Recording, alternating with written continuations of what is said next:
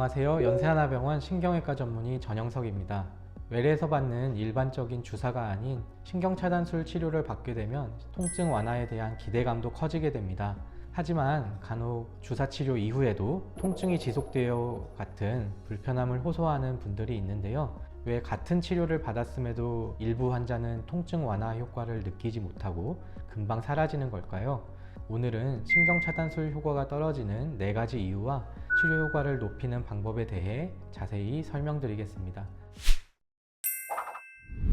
우선 첫 번째는 잘못된 신경 타겟입니다. 신경 차단술은 통증을 유발하는 특정 신경에 약물을 주입하여 염증을 줄이고 과도한 신경 반응을 차단하는 방식으로 진행됩니다. 때문에 통증 원인을 정확히 파악하지 못하거나 약물이 적절한 신경 부위에 정확히 주입되지 않으면 치료 효과가 떨어지고 충분한 효과를 보기 어려워집니다. 반대로 약물을 광범위하게 주입하면 주변 정상 조직까지 영향을 미쳐서 오히려 통증이 악화될 수도 있습니다.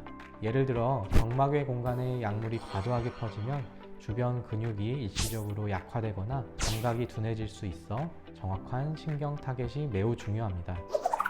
두 번째는 정확한 약물 주입을 실패한 경우입니다.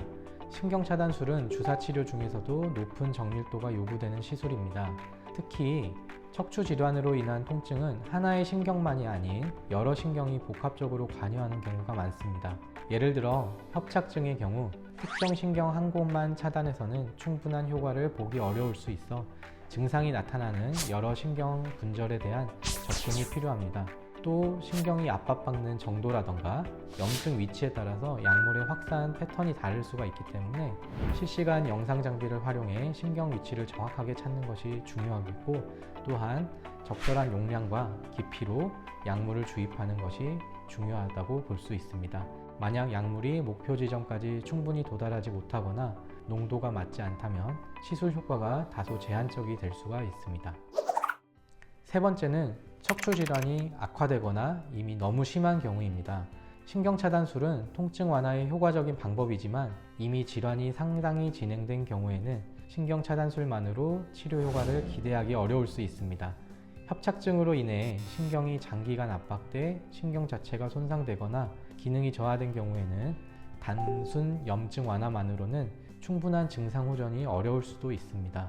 또 신경 손상으로 근력 저하나 마비가 동반된 경우에도 추가적인 치료나 시술, 수술 같은 치료가 필요할 수가 있어 질환의 중증도를 사전에 명확하게 확인하는 것이 중요합니다.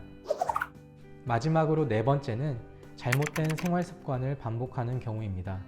우리가 감기약을 먹으면 잠을 자거나 일을 쉬는 것처럼 신경 차단술 후에도 허리에 충분한 휴식과 안정이 필요합니다. 특히 통증의 원인이 되는 무거운 물건을 들 때와 같이 무리한 활동 혹은 골프 같은 스포츠처럼 반복된 허리 움직임을 지속하면 신경을 자극해 다시 통증이 발생할 수 있습니다.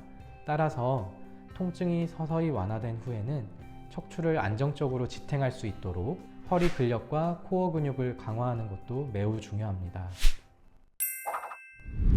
신경차단술은 필요에 따라 반복 시술도 가능한 치료입니다. 그러나 과도한 시술은 신경 손상이나 조직 변성을 초래할 수 있는 만큼 만약 재시술이 필요하다면 통증 발생 패턴이나 주기, 지속 시간 등을 종합적으로 평가한 후 결정하는 것이 중요합니다.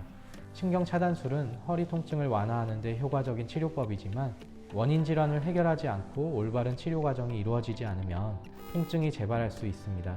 따라서 척추 질환이나 신경차단술에 대해 전문성이 높은 병원을 선택하고 신경차단술 후에 생활습관을 개선하는 환자 스스로의 노력도 필요함을 꼭 유념하시는 것이 좋겠습니다.